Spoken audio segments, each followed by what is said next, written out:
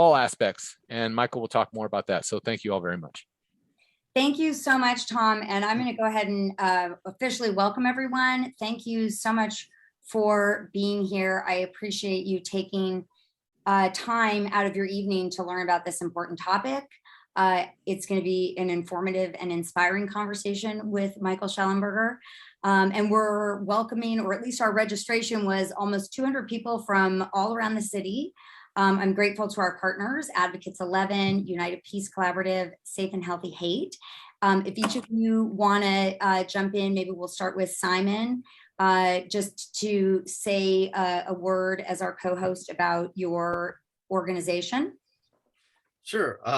Thank you for having us, and looking forward to the discussion. I'm Simon Timoney. I'm with Advocates 11, serving the Ingleside, Excelsior, and OMI areas of what's generally considered District 11 in San Francisco.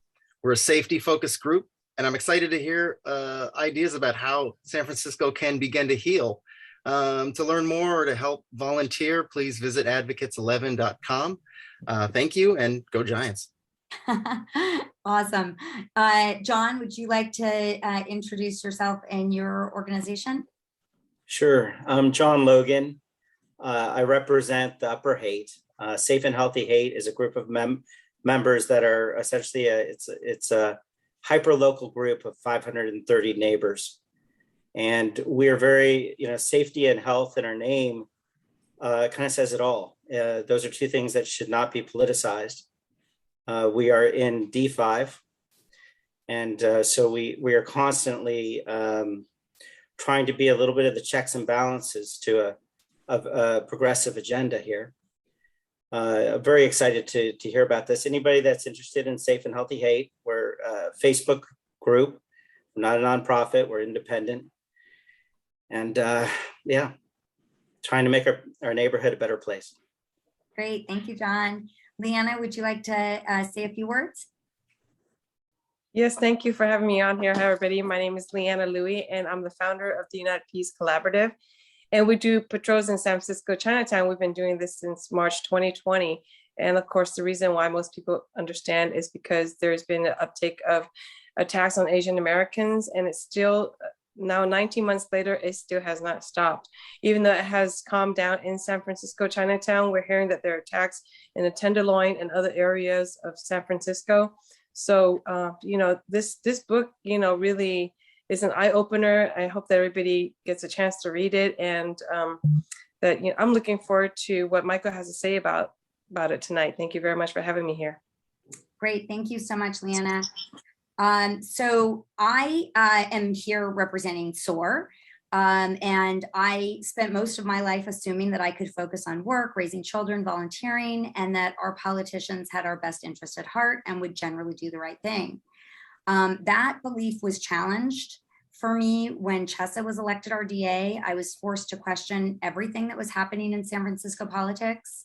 And that caused me to dig in and figure out what was wrong, what was going on here, and could I do something about it? And I was determined to do something about it. One step I took was to start this group SOAR, so that I could work with others to seek rational solutions to our city's problems, as well as help other busy residents stay informed, because that's half the battle. People from other neighborhoods saw what we were doing and reached out, and we started communicating, and I watched other people start their own groups, and was very excited about that. And it's great to know that there are several groups now fighting the good fight to clean up our wonderful city. Obviously, homelessness and drug use have been hot topics in SOAR and our sister groups. And I first heard Michael speak at an anti-fentanyl rally in May. I was inspired and relieved to hear him speak. I was so relieved that someone was finally making sense. Someone who had a breadth and depth of knowledge that surpasses most, if not all, of the elected officials. And he also knew the barriers and challenges, but saw a path forward. Seeing that Michael had a book coming out on these very topics, I was thrilled, and I thought, wouldn't it be amazing if I could introduce him to others who are hungry for solutions? And so here we are. Introducing Michael is rather intimidating, and it makes me wonder what I've been doing with my life. Michael is a Time Magazine Hero of the Environment Green Book Award winner and the founder and president of Environmental Progress. He is an acclaimed journalist, author, and environmental and social justice advocate, and self-described progressive. He has been called an environmental guru, climate guru, North America's leading public intellectual on clean energy, and high priest of the environmental humanist movement for his writings and TED Talks, which have been viewed over 5 million times. That's pretty impressive. In addition to being a leading environmental journalist, Michael also covers housing and homelessness and has called for California to declare a state of emergency with regards to its addiction, mental health, and housing crises. He has authored widely read articles and reports on the topic, including Why California Keeps Making Homelessness Worse and California in Danger. My personal favorite thing about Michael is his intellectual integrity. He speaks the truth even when it means admitting he was wrong or angering powerful people. We're not going to change anything if we don't mix it up a bit. Tonight, we'll hear Michael talk about the current state of the drug addiction crisis in San Francisco, why current progressive policies aren't creating a better outcome, and a potentially revolutionary solution to change the status quo. Please feel free to put your questions in the chat as Michael speaks. At the end, we will also take questions from the audience to the extent we can get to them. And with that, take it away, Michael. Thanks, Marie. And should I speak for, we're thinking like 15 minutes maybe? Yeah, sure. 15. About what I did last time? Okay. Yeah. Good. All right. Well, so thank you very much, Marie, for organizing this, and Daphne and Simon and everybody that was involved in organizing this.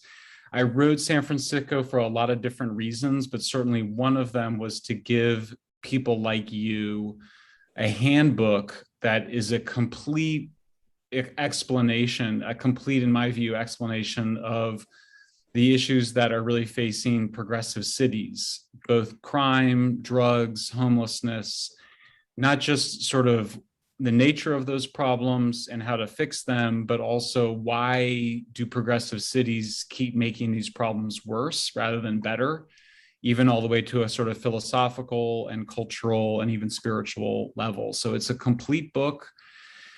I love San Francisco. I moved to San Francisco in 1993 because I was radical left activist. I've worked on socialist movements in Latin America for my 20s. I have been an environmental activist really my entire adult life. I worked with a group called Global Exchange, which is a very progressive organization in the Mission District in the 1990s.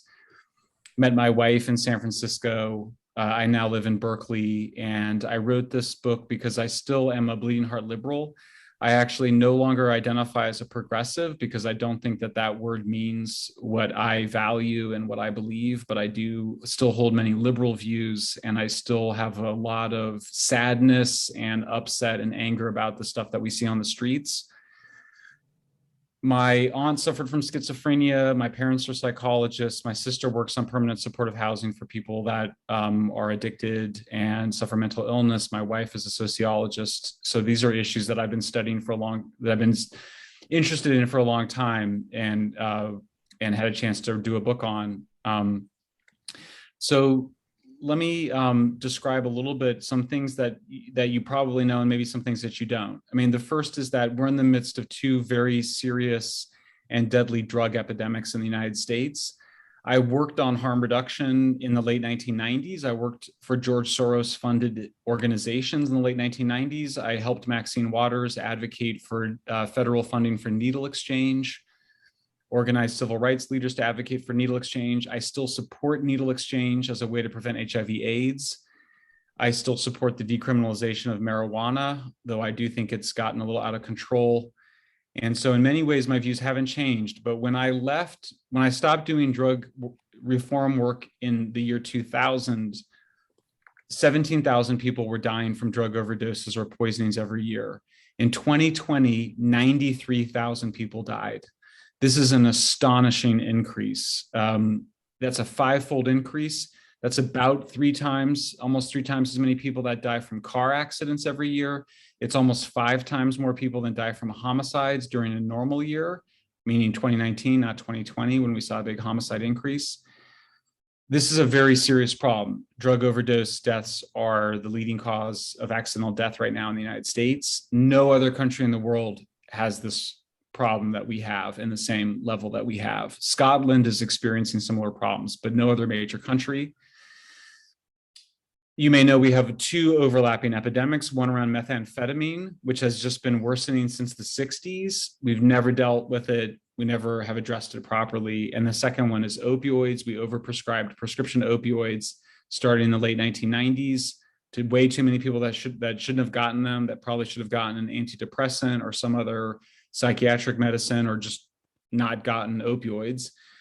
Then we curtailed prescriptions to opioids around 2010.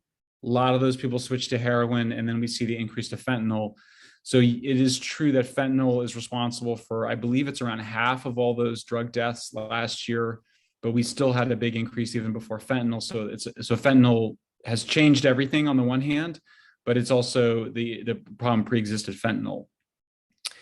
I became interested in thinking about this problem in a slightly different way when I went to the Netherlands in 2019. I was giving a speech there on energy for a member of parliament who I was friendly with, and she introduced me to her husband, who was involved in dealing with a heroin epidemic in Amsterdam in the 1980s.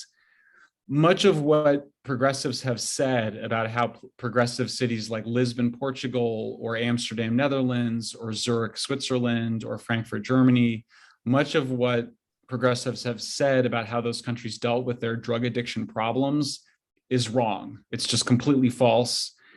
It is not the case that those countries simply decriminalized drugs and did harm reduction and everything was fine. Those are countries that use coercion to intervene in the lives of addicts who are breaking the law and are engaged in self-destructive and otherwise destructive behaviors. The simplest way to say it is when I asked one of the characters in the book is this husband of this member of parliament. His name is Rene. He looks exactly like the British action star Jason Statham from Lock, Stock, and Smoking Barrel. I think he's been in a bunch of other action movies since then. It looks identical to him. And he's similarly sort of gruff and tough, but he's also a nurse. And he said, when I asked him if they had ever been to San Francisco, they said yes. And I said, why do we have this problem? He said, look, you have to always have carrots and sticks in dealing with addicts. And you guys have just gotten rid of all the sticks. You haven't used any measures to change behavior. You've just allowed these behaviors to continue. Turns out that Amsterdam had the exact same situation. So part of the reason I'm so optimistic that San Francisco, Los Angeles, Portland, Seattle, Philadelphia, Chicago, Denver, that all these progressive cities can solve this problem is because these European cities solve this problem. So if you go into Google Scholar and you Google open air drug markets or open air drug scenes, you will discover a really terrific study that was commissioned by the Norwegian government called Open Air Drug Scenes. It's called Open Drug Scenes. And what we call homeless encampments is a euphemism for what Europeans, including liberal Europeans, call open drug scenes. So open drug scenes are characterized by addicts who have dedicated their lives to using drugs. They've lost ties with family and friends. It's what we see on the streets of San Francisco or Los Angeles. It's what generates the crime. People are trying to feed their habits. So the typical picture is of somebody who becomes addicted to hard drugs, stops working, couch surfs with friends and family, steals or borrows enough money from friends and family to become what academics call disaffiliated from their family and relations, and they live on the streets, and that's how they end up on the streets. When you interview, as I did, people that work with addicts on the streets of Skid Row in Los Angeles, and you say, how many people here are addicted to hard drugs or mentally ill? The answer is 100%. So it's not, the best available science says, like half. But the fact of the matter is that it's really the entire scene is organized around drug addiction. And Tom Wolfe on the call is one of the characters in the book.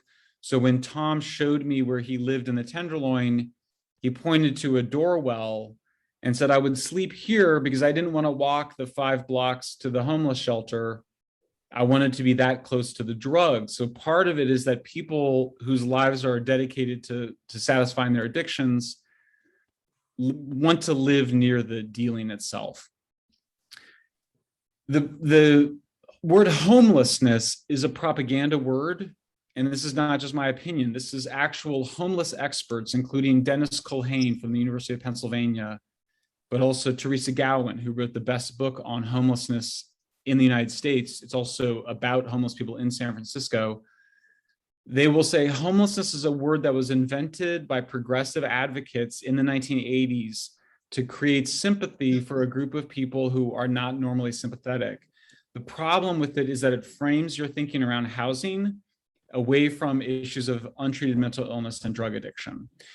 The proverbial mother escaping an abusive husband with her 2 kids, we do a really good job of taking care of that person. She does not go live in a tent in the Tenderloin or Skid Row or the Blade in Seattle. That's not what she does. She gets the help that she needs. Similarly, if you can't afford the rent and you don't have an underlying mental illness or addiction problem, you just move, or you live with friends and family. You don't live on the dirtiest, most dangerous sidewalks in North America. So this is the drug problem in a nutshell. The way that we solve that is the way that every other civilized country has solved it, including the 5 European cities I mentioned, Amsterdam, Frankfurt, Lisbon, Vienna, and Zurich, which is that you say to people, you can't sleep on the street, you can sleep in a shelter, or you can, or we will arrest you. Like, those are your only 2 choices. Nobody's allowed to sleep on the street. So it's universal shelter. So is simply put, the solution is shelter first, treatment first for people that need addiction, rehabilitation, or psychiatric care. And then housing is something that's earned. So what I would see when I shadowed Rene in Amsterdam was people would want their own room. They'd often have to share a room with somebody in a shelter. And they would want their own room. And what Rene would say is, he'd say, you can have your own room, but you need to comply with your the best psychiatric care that you've been offered, or you need to go to your job that we've arranged for you, or you need to quit doing hard drugs so that the housing is earned. This is called contingency management. It is, in the peer-reviewed scientific literature, the best way to deal with addiction. There's not any serious academic debate about this. I cite a huge number of experts, and the overwhelming opinion is that addiction is what you kind of imagine it is. It requires some amount of intervention. That's why we have a whole television reality show called Intervention, to help people to get free of their addictions. So many people, that means being arrested.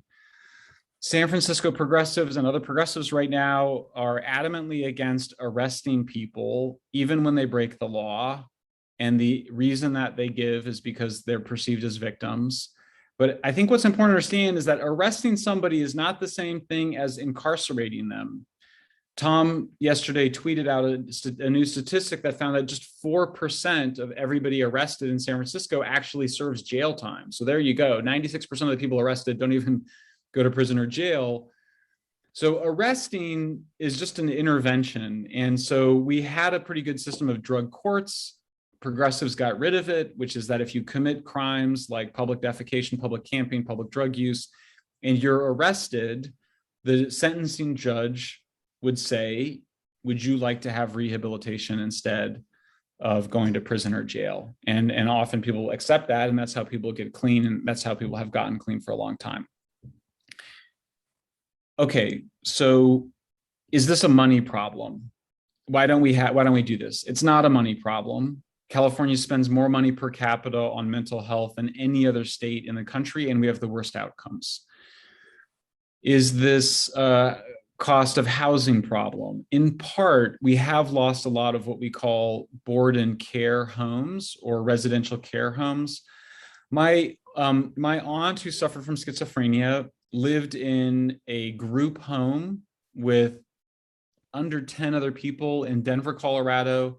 She never became addicted to hard drugs. She was never homeless. She never had to do sex work. She was never assaulted or violated.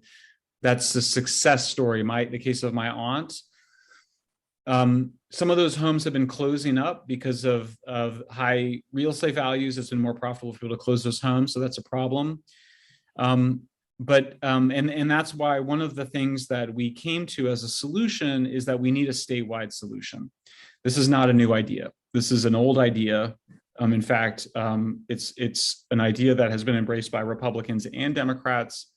And the idea is that you're dealing with a highly transient population that is sometimes escaping law enforcement, moving from Fresno to San Francisco or Los Angeles to San Francisco or San Francisco to LA. And we need to have a state solution in part also because it may be cheaper to shelter people, have rehab homes, adult foster care, psychiatric care in a lower rent city than San Francisco or Los Angeles. So it may be, and there's another reason for this, which is that it's very hard to quit drugs in general. It's very hard to overcome addiction in general. I'm not a moralizer about it. The heroes of San Francisco are recovering addicts like Tom and two other recovering addicts. They have a particular honesty, brutal honesty, and spiritual transcendence that is I think one of the most beautiful parts of San Francisco, these characters. But I'm not a moralist about it, and a lot of people just need to be on methadone, which is an opioid substitute, or buprenorphine for the rest of their lives. I think that's fine. We need to deal with this problem. But we know that it's very hard to quit drugs in an open air drug market or in an open air drug scene. So asking somebody to get off drugs in the Tenderloin is really impossible and unfair. And so we know, for example, that when Vietnam veterans who became addicted to heroin in Vietnam came back to the United States, most of them were able to quit heroin without much trouble because there wasn't heroin around them all the time. They weren't being triggered, so to speak, for their addiction. So that's one reason to have a statewide solution to treat addiction and mental illness. We're calling it CalPsych. We think that's something that progressives and conservatives could agree on, and we think that it would reduce both the overlapping services. Sometimes I would ask people, do you have a social or a caseworker? And they'd be like, yeah, I got like 3 caseworkers or 3 social service workers. There's so much overlapping services being provided in an uncoordinated way. Plus then there's gaps.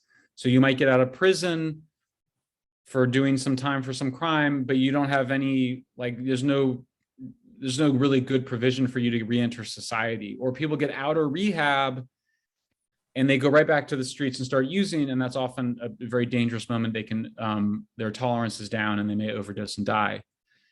We know that one important place for an intervention to occur is when people have been Narcaned back from an overdose.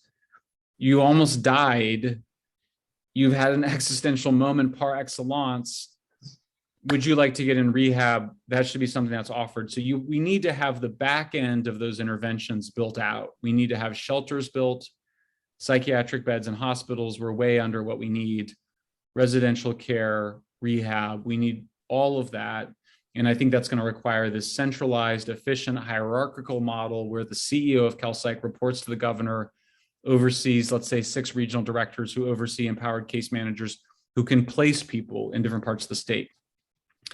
The additional cost might come from, you might say, well, what about somebody that comes from Ohio who got addicted to pills and they come to San Francisco to just shoot heroin all day? What about that person?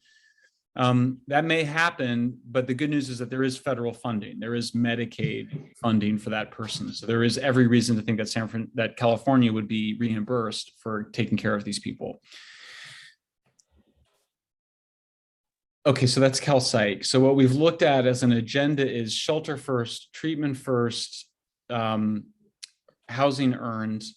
Why don't we have enough shelters? This is a very interesting issue. New York has is able to shelter 99% of its homeless. Doesn't mean there's not homeless on the street. Remember, you might see people on the street, we might call them homeless on the street, but they may still have an apartment, or they may have a shelter bed or something. New York shelters almost 100% of its homeless. Why do we not have enough shelter beds in San Francisco? This was one of the most important discoveries I made in my research. I was even surprised by it, which is that the homeless advocates themselves have opposed building enough shelters. To some extent, there's some NIMBY neighborhood opposition, but the progressives have demanded for 20 years that most of the money that goes into homelessness go into permanent supportive housing, which is mostly a single resident occupancy hotel room in the Tenderloin, rather than into shelter. And that's for just a strictly political reason. It's the belief that housing is a right. It's the belief that everybody should have their own apartment unit. It's obviously not realistic. Building $750,000 apartment unit for all 8,000 or San Francisco homeless at a minimum, maybe more like 10 at this point, and the 4,000 unsheltered, it's not going to happen. It's not going to happen fast enough. You need sprung shelters. This is something that is a minority view currently within the homeless service provider community.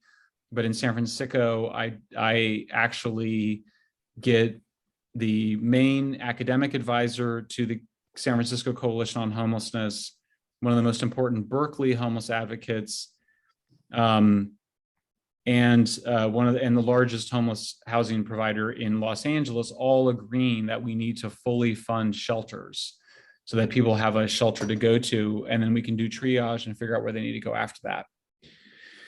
I'm at 20 minutes in. I know we want to have some time for back and forth. That's the basic program. I do not think that we need mass incarceration. My opponents, of course, they just say Michael wants to put everybody in prison. That's just false. We don't have to choose between mass incarceration and mass homelessness. We do need to arrest people when they break the law, but we also can offer better psychiatric and addiction care for them.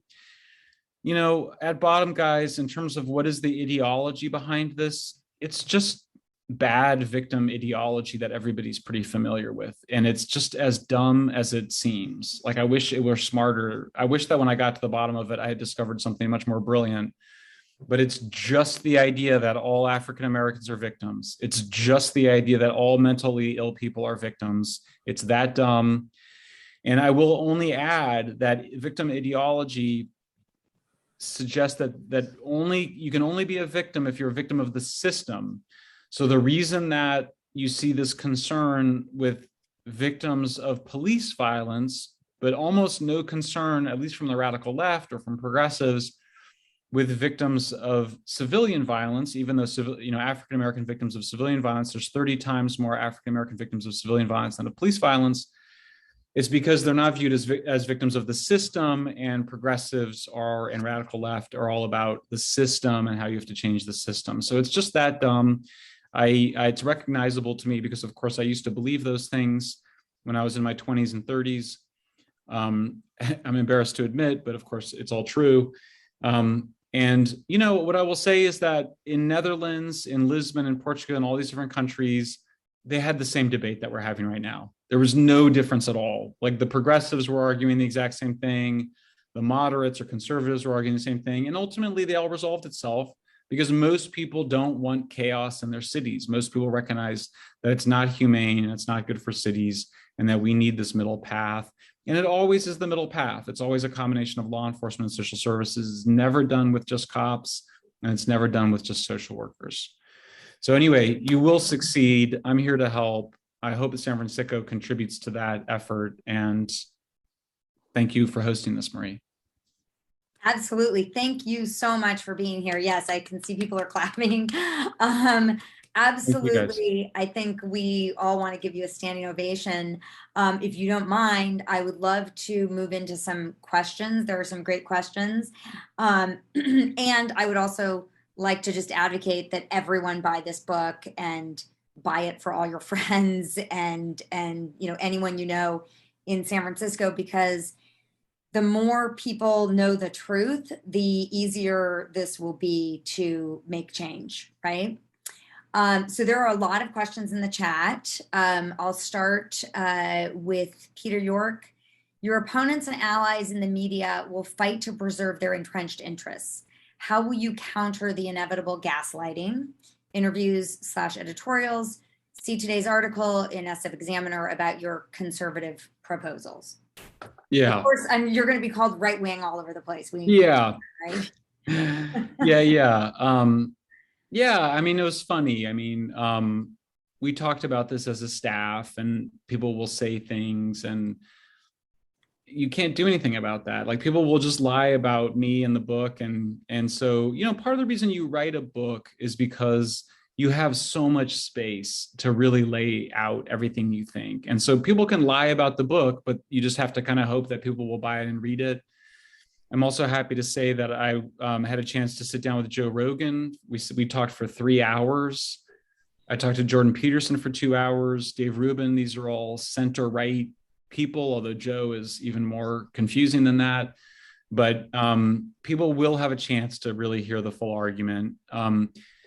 The other thing is that I am an activist. It is a label I accept, I'm proud of. I am an author, but I'm not satisfied with being an author. And so Tom and I have worked together. Soledad is on the call, and Soledad is in Venice Beach and has started Venice for Peace and is also part of the Venice Residents Association. And we have created a very sweet coalition called the California Peace Coalition. It's very young. It consists of parents of kids killed by fentanyl. I think Jaime is also on the call. I think I saw him, although I'm not sure if he's still here. Jaime is on the call. Parents of kids killed by fentanyl. Parents of kids on the street who are addicted to fentanyl, and they want to see their kids arrested. My friend Jackie Berlin is a co-founder of California Peace Coalition, wants her son to be arrested because she knows he's suffering from a mental disorder. He can't escape chemical slavery. I mean, fentanyl is a really serious drug. They want to see their kids arrested. Recovering addicts like Tom, who are just spiritual beings and have so much to teach us. And then community residents and activists like Soledad, who, Soledad almost single-handedly with her colleagues have basically forced Los Angeles County to take action on Venice Beach. It's temporary action. It's not sufficient, but nonetheless, she's part of the coalition. And what's special about this coalition is that all of these individuals and groups have the same interest in a structural, systematic solution to this problem, but in the past have not seen themselves as aligned. So there's the book I'm really proud of. I hope people read it. I hope it has an impact. I think somebody asked in there, can the mayor have it? The mayor and every member of the Board of Supervisors is getting a copy of the book. The book is being delivered directly to Mayor Breed, who, by the way, comes off pretty well in the book. After she partied it up without her mask on, I was sort of annoyed that I treated her so well in the book, but nonetheless, she is not a major source of criticism. Nor will readers maybe surprised that I am not very harsh on Matt Haney, even though I think we all agree he hasn't done what he's needed to do as representative of the Tenderloin. And I'm also not as harsh against Chesa Bodine as your average San Francisco resident on Twitter might be at an average day.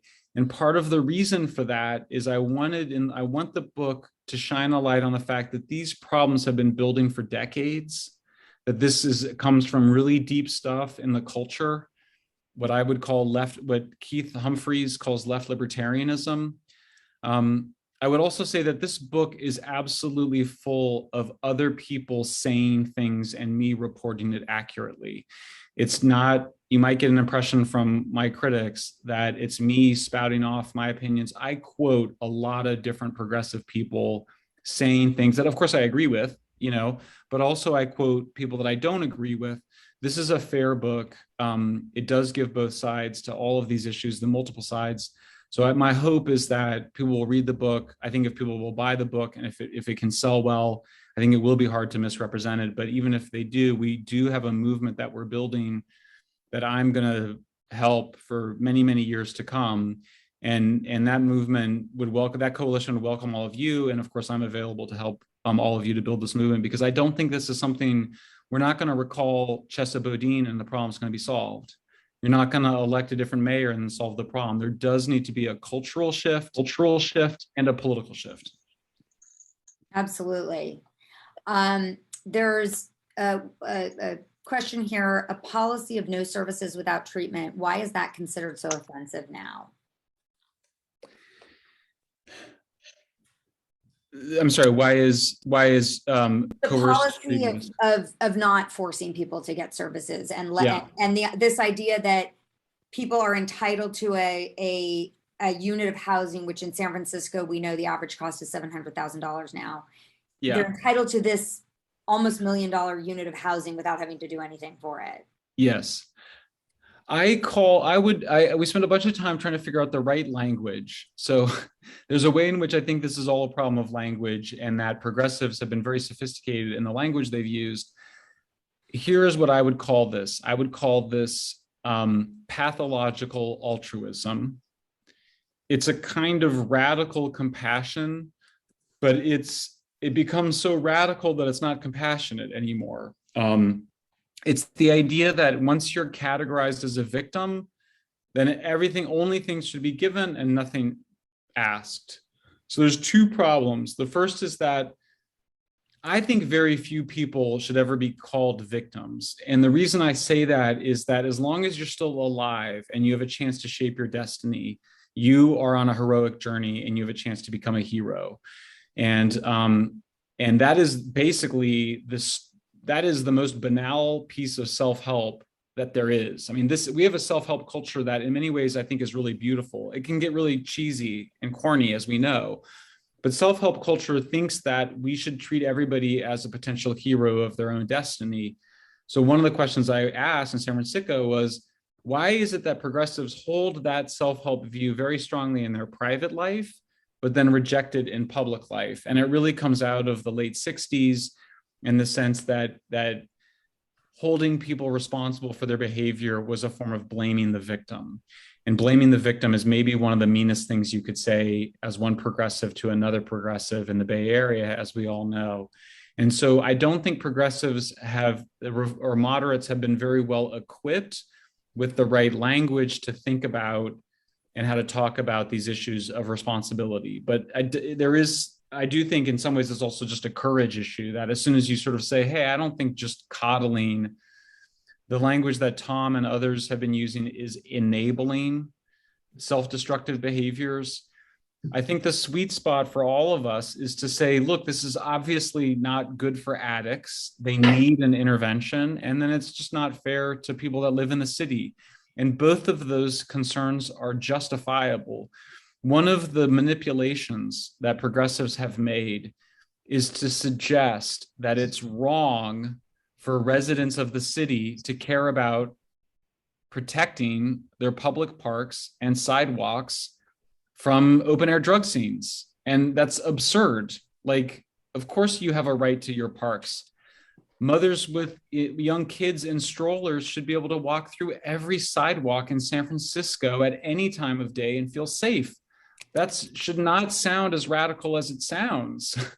When you go to Amsterdam today as a young woman, as my young staff did, you can walk home from the bar rather tipsy at 2 a.m. to your hotel and feel perfectly safe the entire time because you are safe. That's not what Amsterdam was like in the 1980s. It's what it's like today. But we have to feel entitled to that as residents of the city. And we also have to be strong in saying you have to hold people accountable. And that includes people that are suffering untreated mental illness and from drug addiction. Let's see. There are a lot of questions in here.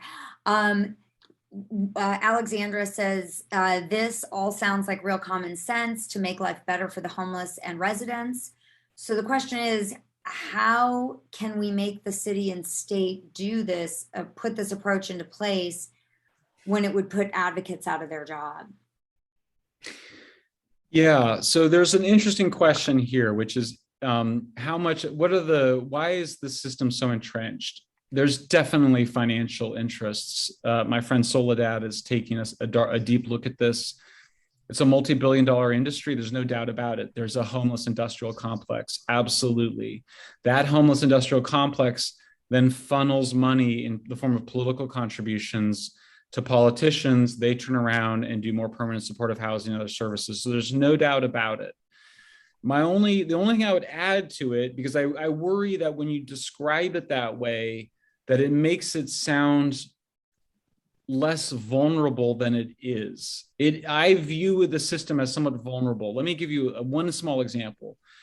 When Jackie and Tom and I held our protest against drug dealing in the Tenderloin, holding a big stop fentanyl sign, something very interesting happened, which is that the head of the SEIU, Justice for Janitors, who lives in the Tenderloin, gave a very angry speech where she said, she expressed anger at kind of everybody.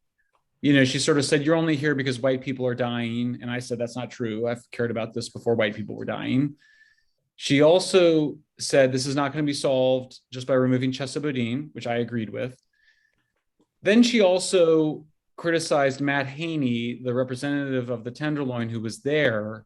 At that moment, she went off script. She is supposed to be part of the machine that got Haney elected, and that is part of the single resident occupancy, permanent supportive housing, homeless industrial complex. They have a problem, which is that it's obviously failed. So even if when you read the San Francisco Examiner's scathing review of San Fransicko that just came out, they also have to say, you know, there is a problem. So it's not like they can sort of say there's no problem.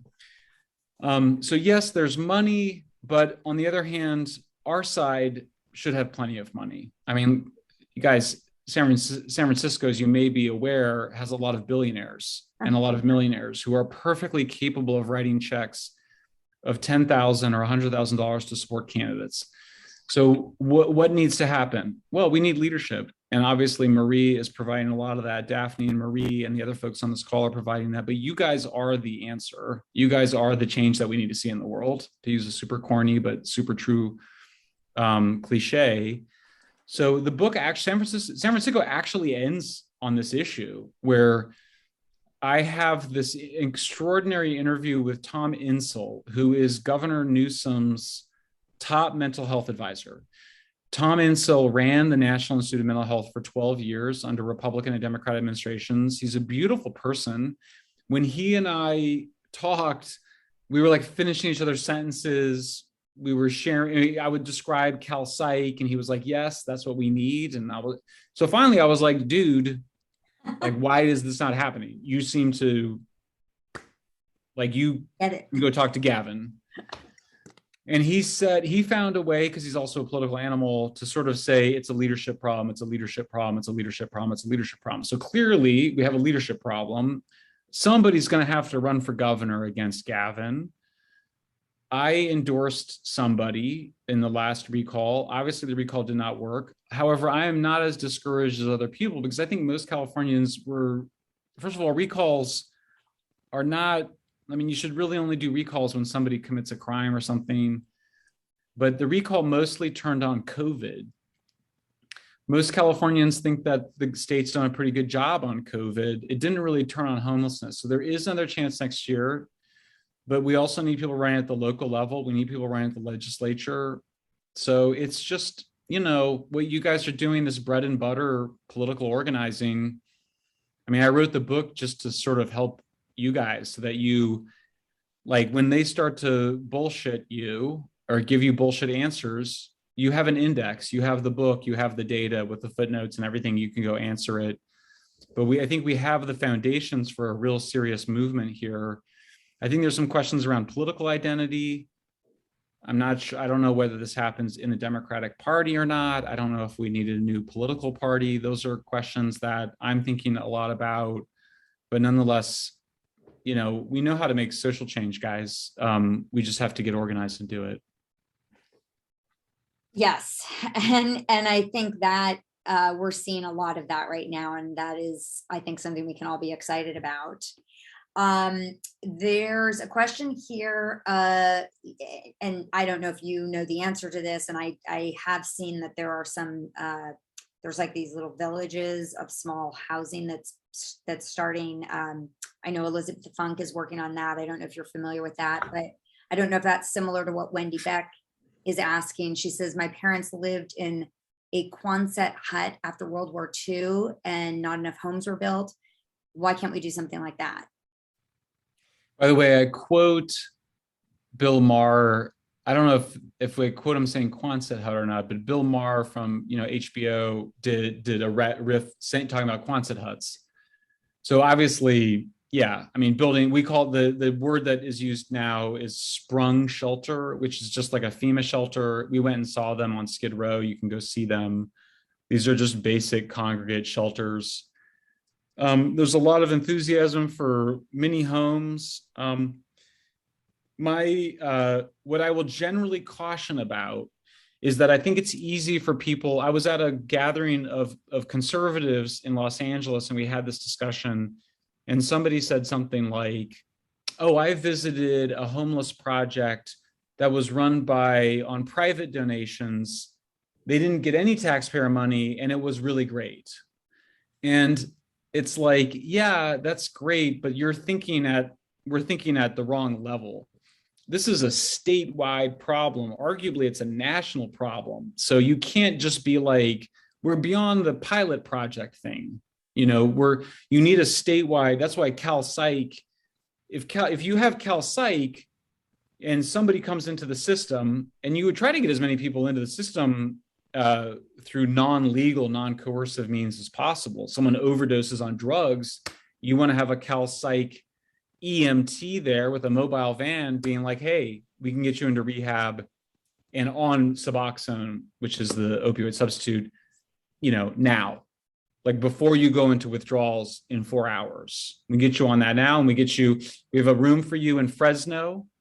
It's a beautiful community. What's that? You're Buddhist? Okay, we got a Buddhist rehab center for you. I mean, we have so many, like you would have a lot of different choices for people to go to.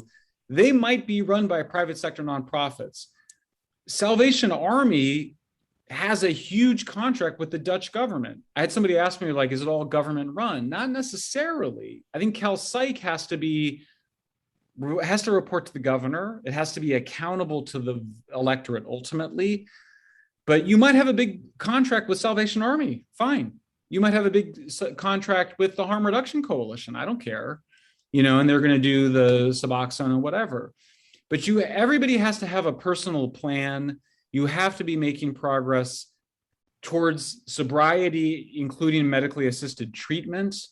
None of this fragmented. What we have now is it kind of goes, you have a lot of people being like, oh, well, that person's an addict. It's not a mental illness problem. Or that person has a mental illness. It's not an addiction problem. And then nobody wants to deal with them.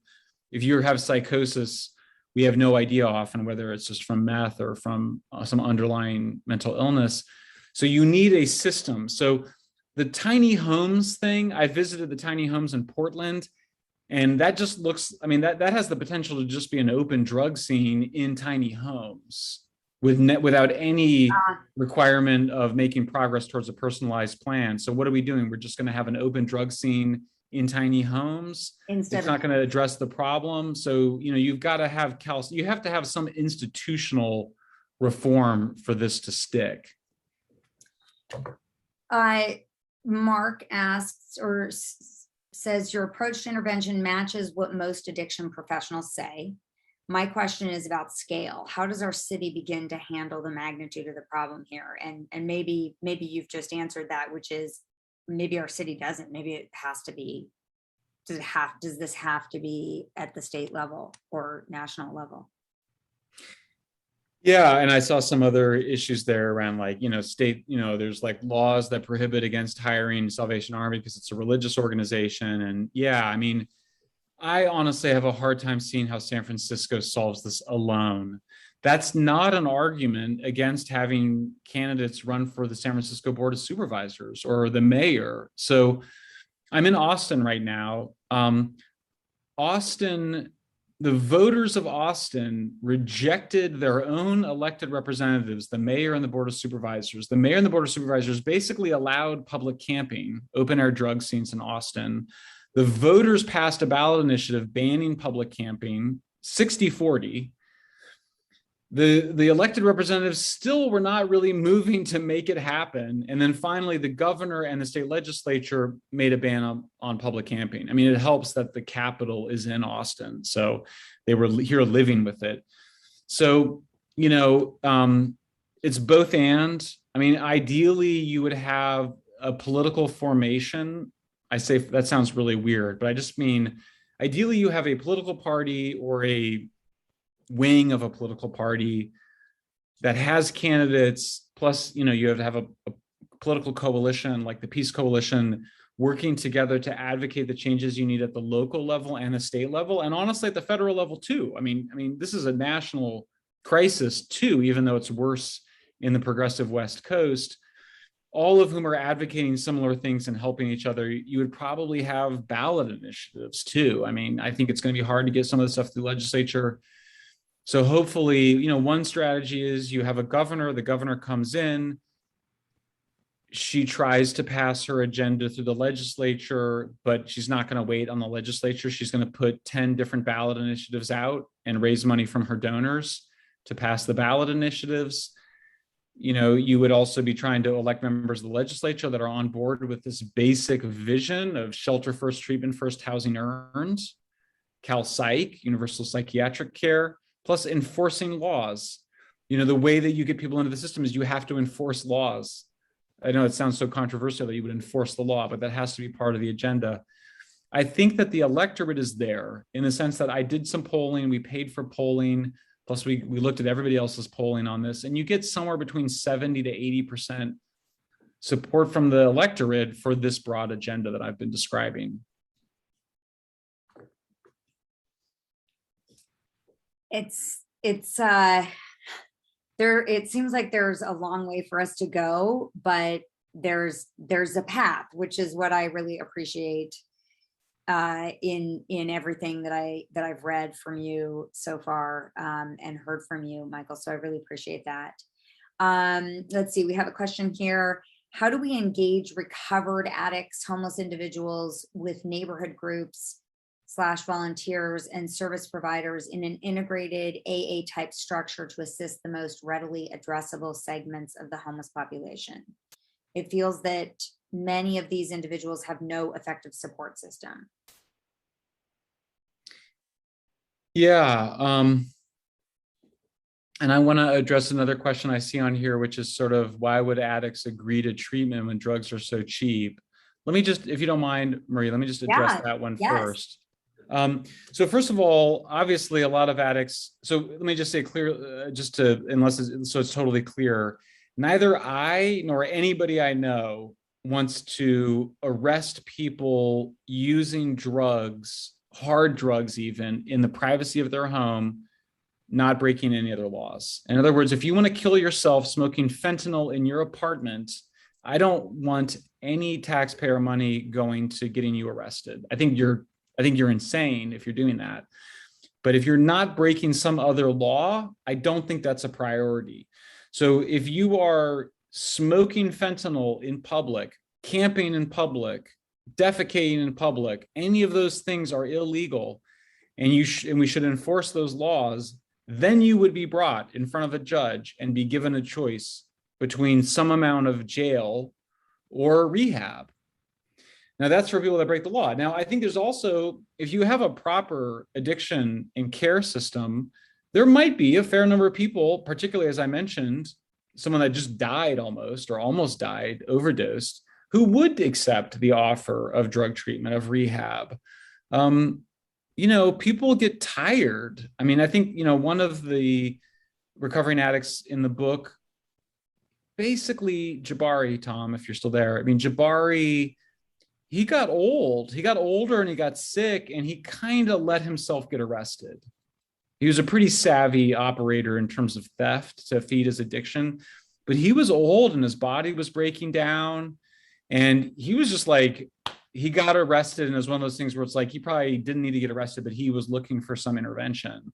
So part of it is if you have proper rehab for people, I think a lot of people would take you up on it, but you would also then enforce the law. So I think that that answers it. So then the issue is, how do we get the existing service providers on board?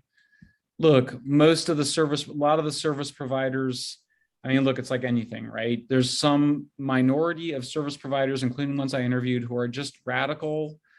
They hold a victim ideology very strongly. They don't think anything should be required of addicts. They insist that addicts have to decide for themselves when to get into rehab. I think that's a minority view, but it's a very strong one in the service provision community. There's obviously people that are making money on this are not likely to be the people advocating to reform the system.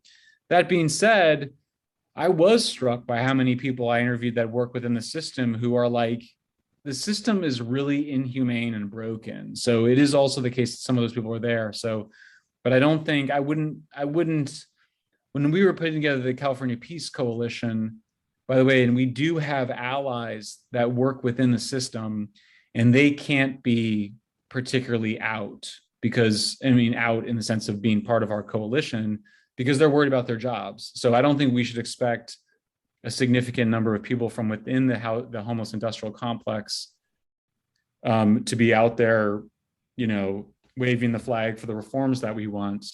They can be allies in other ways. There's a lot of different ways to be allies rather than being public. But I think that really it's those constituencies I mentioned before that I think are going to do the hard work. Tom, did you want to jump in at all on that topic? I saw you nodding your head very vigorously. Right. So I'll just point out a couple of things. So, look, there's a subset of people on the street struggling with addiction that we see every day that require intervention, period. I required intervention. I got arrested 6 times in 3 months because I was breaking the law. Now, it's not against the law to be a drug addict, like Michael's saying. It's not against the law to be homeless, but you do have to be held accountable for the crimes that you commit when you're out there in open view on the street, in having a psychotic breakdown, and you go and you hurt somebody, or you go boost from a store, or you go break someone's car window, or you hold drugs like I was doing, right, to support my addiction. Those are the things that you have to be held accountable for. And it used to be just 3.5 years ago when I was on the street that when you got arrested, after a certain enough time, you actually got held in custody long enough so that you could get some Suboxone in jail, and you could kick your opioid habit, at least the physical withdrawals of it, and then have options. They offered me rehab. I didn't take it right away. I had to sit in jail for a few months, but eventually rehab became an option for me because I got tired, like Michael was saying. Now, when someone gets arrested, actually now what's happening is, if you look at crime stats in San Francisco, nobody is getting arrested for drug possession. They're only getting arrested for possession for sale. And the statistics bear that out. If you look at crime stats from the city, I think last month they cited 1 person for drug possession, but they arrested like 66 drug dealers in the Tenderloin. So when we talk about the war on drugs, there hasn't been a war on drugs in San Francisco in 5 years, at least. Okay, so that argument really is a false narrative in San Francisco. What there has to be is there has to be some type of balance, and then there has to be a real avenue or pathway to drug treatment to get someone into drug treatment fairly quickly, not this 50-day wait time that you have right now when you walk into the Department of Public Health and say, hey, I want to go to drug treatment. So those are some of the issues that we're facing right now. Thank you so much. Michael, we are at an hour, and I don't know if you are willing to stay on a little longer, if people want to continue the conversation. Absolutely. I'm here for as long as you need. Wonderful. Well, in that case, let's see, there was another question I saw in here. There's a whole bunch. Michael, can you expand on your view of this SF political landscape?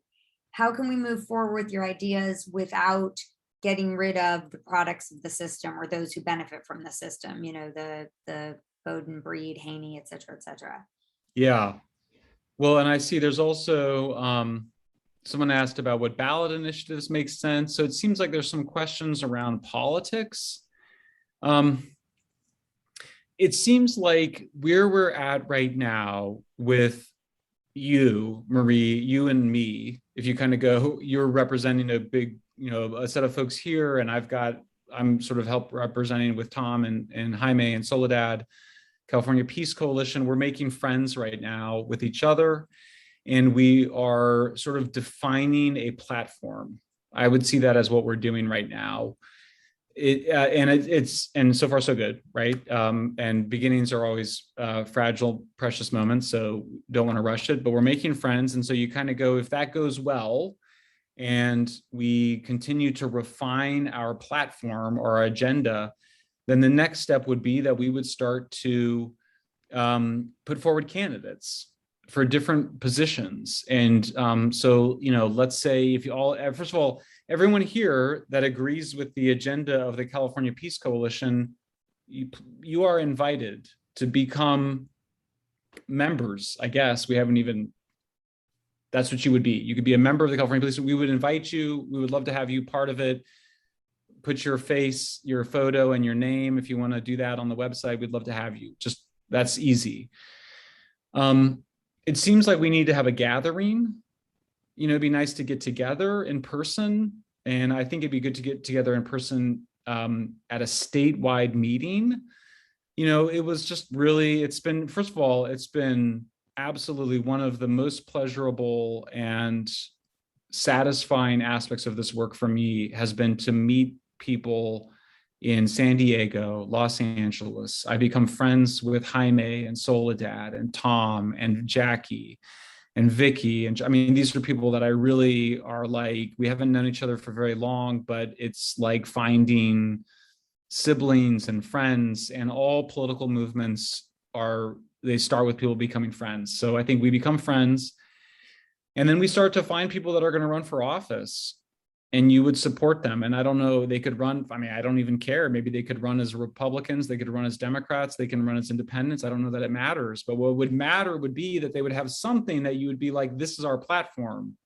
And then you get elected, or you're defeated or whatever, but over time that becomes the agenda, and you can succeed in a lot of different ways. You can elect your candidates and be elected, you can pass ballot initiatives, or you can just convince both parties, this is often what happens, that this is the right agenda.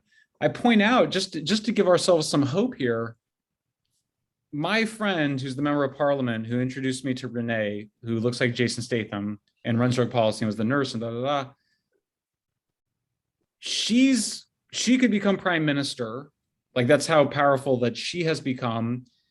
Their political party did not exist in the 1980s. It was created to deal with this problem, and now it's the largest political party in the Netherlands, and my friend might become the prime minister. So, I mean, you kind of go, there's no reason to think, like, once you have an agenda that's this popular, and you're dealing with the most important problem in California, I mean, there's other problems, but I mean, if you don't solve this problem, you don't have a civilization, you don't have a society. So I would say, I think what's exciting for me is I would love to see a gathering. I would love to see some agreement on a platform. I think everybody is at a California Peace Coalition. We've had some time to look at it, to talk about it, to kind of go, hey, what is our views of these issues? And you have some conversations about it, but then you would start to run candidates, raise money, do ballot initiatives, and all the rest.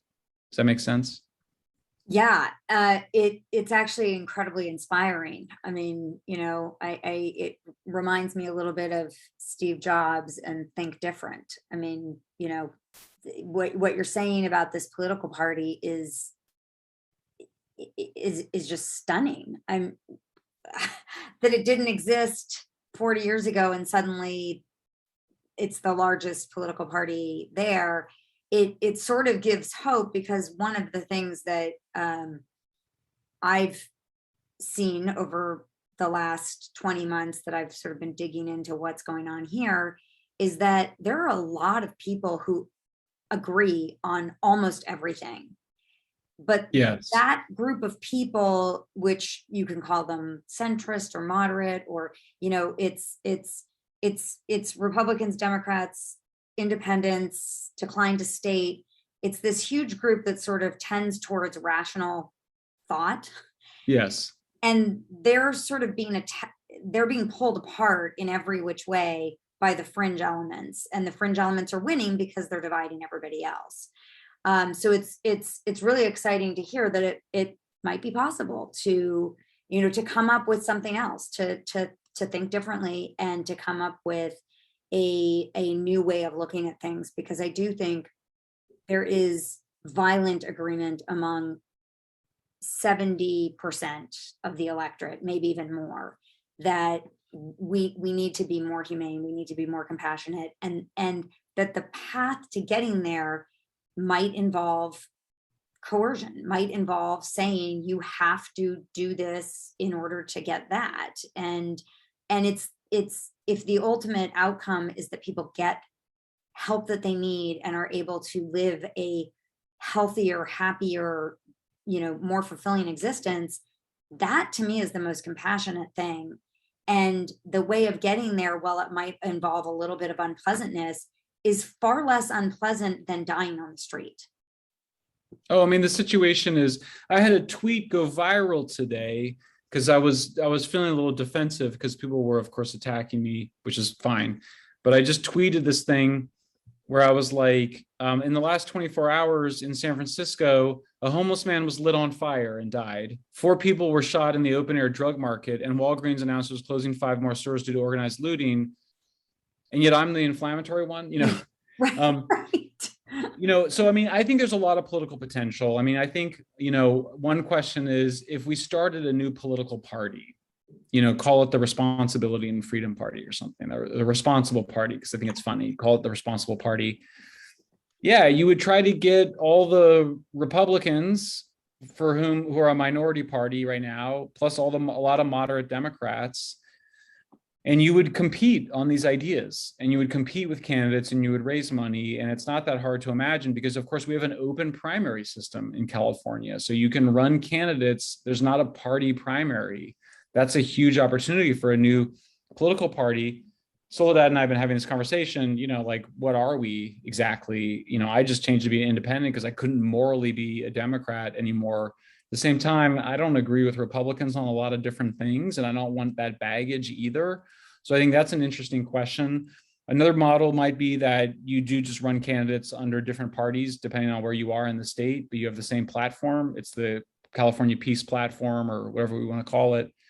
But I do think that we're in a moment of a lot of political chaos and change right now, and that should accrue to the advantage of everybody on this call. I'll say one other thing too, which is just that even the most radical left people that I interviewed in San Francisco, and that includes Chris Herring, who's the UCLA professor. He advises the San Francisco Coalition on Homelessness. He loves Jennifer Friedenbach, who does not come off as well as he does.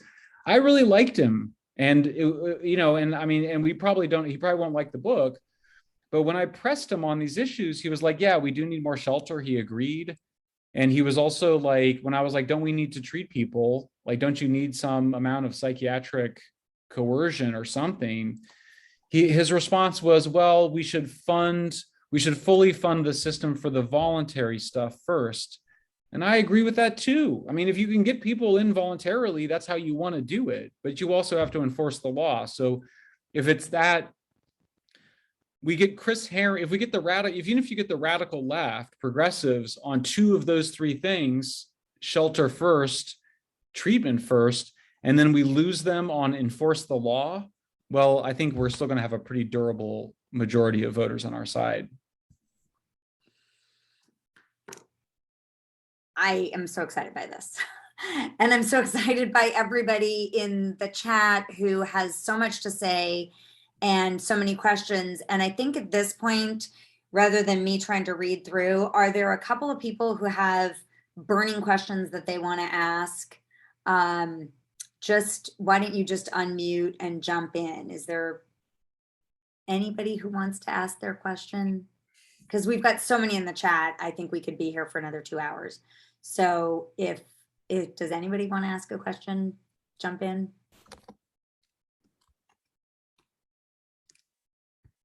Okay. Feel free to jump in still. Why don't I ask one more question in the chat and then we'll wrap it up. Again, if somebody wants to raise their hand or jump in, please feel free. I have a, I have a question. Great. Come on in. I was a street artist for many years in San Francisco and the Fisherman's Wharf and down the Embarcadero. So I ran into many of the homeless, and some of them were veterans from wars. One guy I talked to, a very nice guy, he went by the name of Patch, and I asked him why he didn't go to the shelters. And he said there wasn't a room big enough to hold me. Another fellow that I ran into said that the shelters were dirty, drug infested, crazy people. He felt safer on the street. So that's one point I wanted to bring up. The other thing is that we keep feeding into the homeless population with our wars, our violence. Some of the things that the European countries have done is they stayed out of wars. Sweden has not been in a war in 200 years. So that's one reason why they don't have homeless, because a lot of the homeless in the city are veterans. The other thing is we don't have any rights. We never ratified the rights of the child, where corporal punishment is outlawed. And this is something, abuse, corporal punishment, sexual abuse, it seems like that feeds into a person going into drugs, going into homelessness. So I was wondering, you seem like, Michael, you're looking at the back end. What's the feeder of the homelessness, the drug addiction?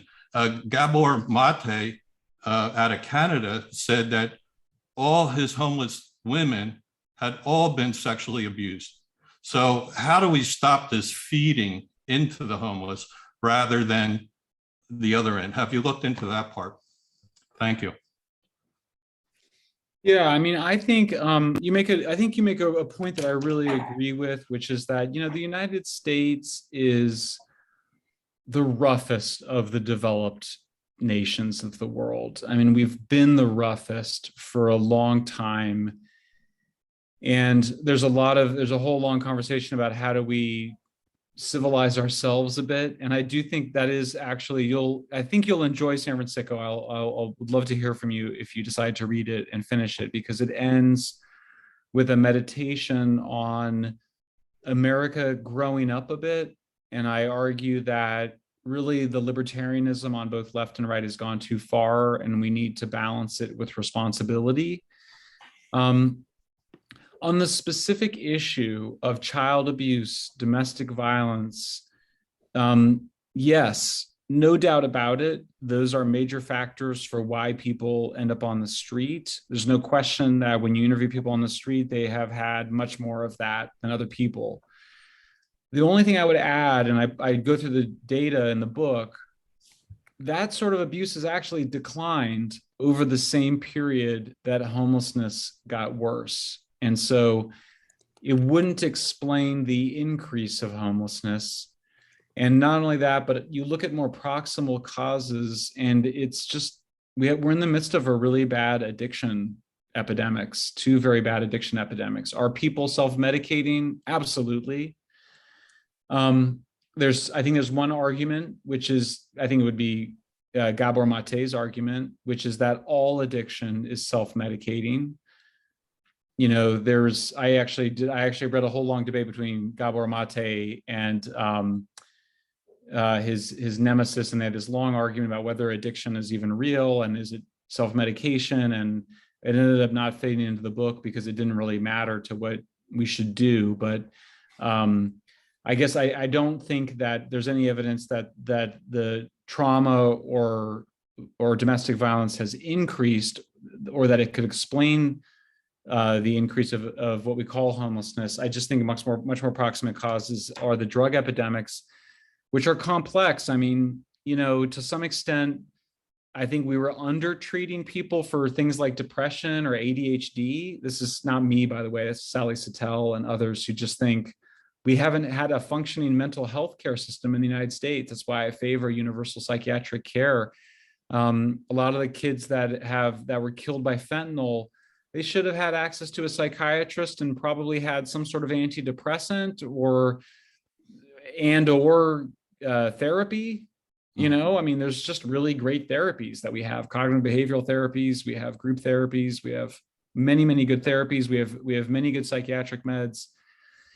But I think there's also just a lot of people got addicted to opioids. You know, I mean, it's bizarre how much pharmaceutical opioids we gave away. And we should definitely blame the pharmaceutical companies. They did a terrible thing. Government regulators did a terrible thing. But there was also a lot of demand for it from the public and some sense in which people were entitled to it. So I do see some of that driving it as well. But I think you're raising some really important questions. And, you know, yeah, America is this, like, I love America. You know, we're a great country. We love our freedoms, but we need to grow up a bit. We're still a little bit in the adolescent phase of our development, I would say. Good point. Thank you. Michael, there's one more question that I think is a great one to end on.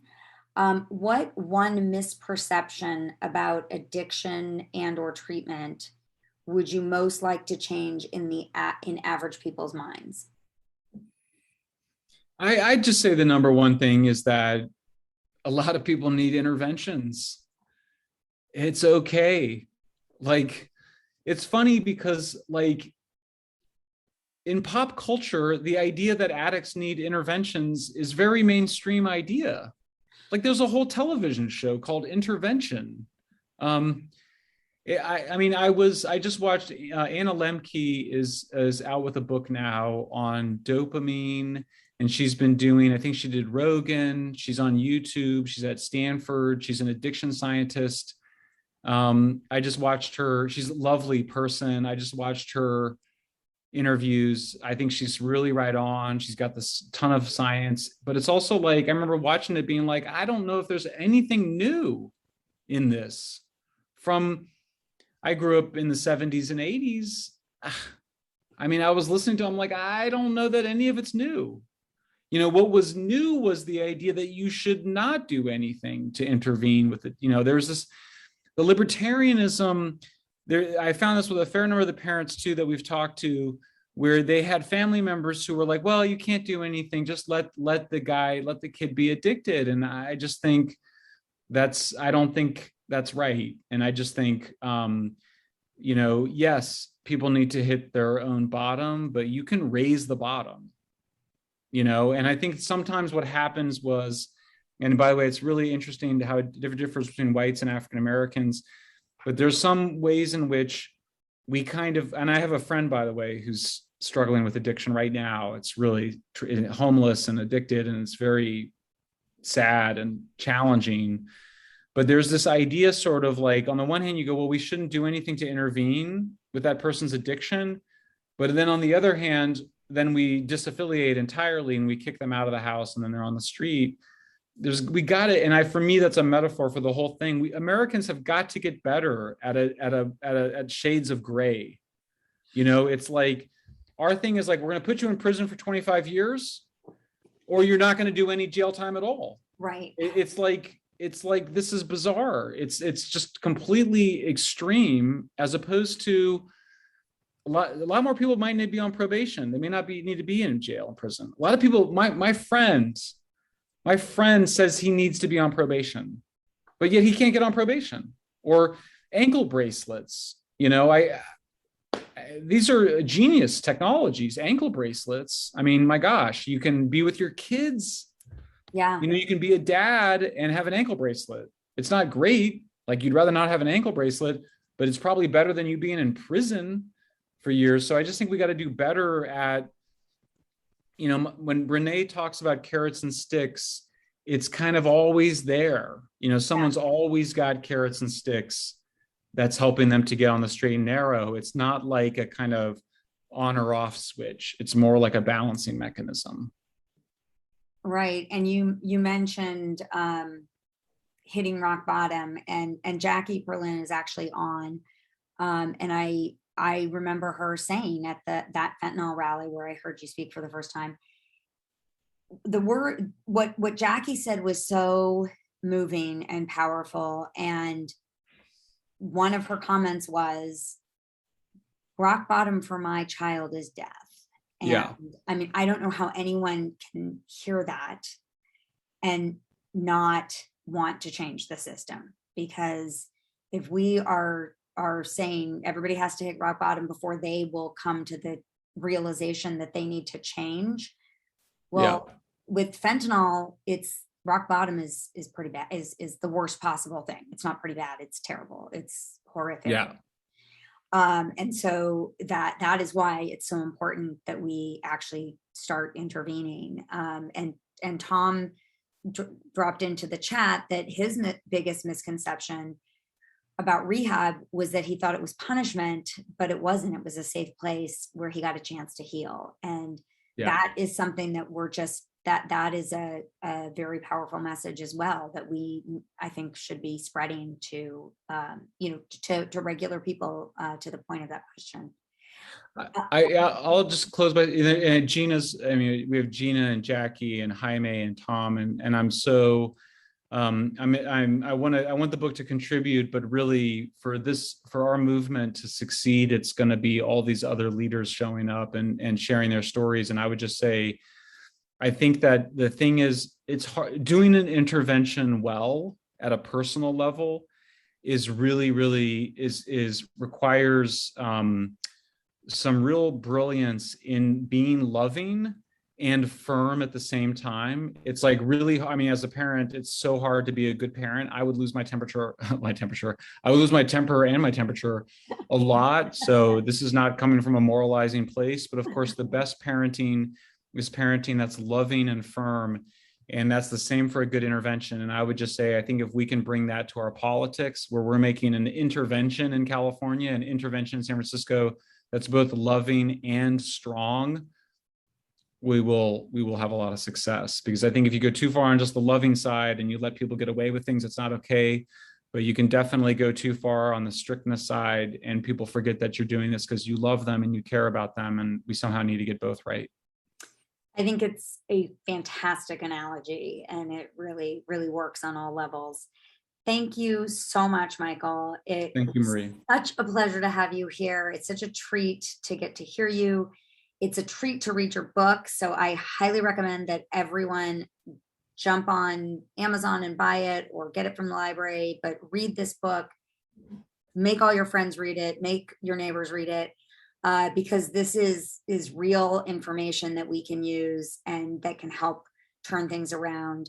And I will close by saying that we will send out a follow-up email to everyone who registered, and we will include information about different ways that you can get involved, ways to contact Michael Shellenberger, ways to contact the Peace Coalition, and as well as our different groups, so that you can plug in anywhere that makes sense for you, because I do think this is a movement that we need to nurture, and that we really need to be active and consistent, and we need to stick with it, because there's a lot to do. It's going to be hard, but it can be done, especially if we're all coming together. So thank you everybody. Thank you, Marie. Your time tonight, and thank you, Michael. And yay, everyone can take yourself off mute to give Michael a standing ovation. I applaud everybody. I applaud everybody on this call. Thank you, Marie, for your leadership. Absolutely. Look forward to being in touch. Pleasure. Thank you. Have a wonderful evening, everyone, and we'll see you soon. Thank you all. Bye. Thanks, everybody. Thank you.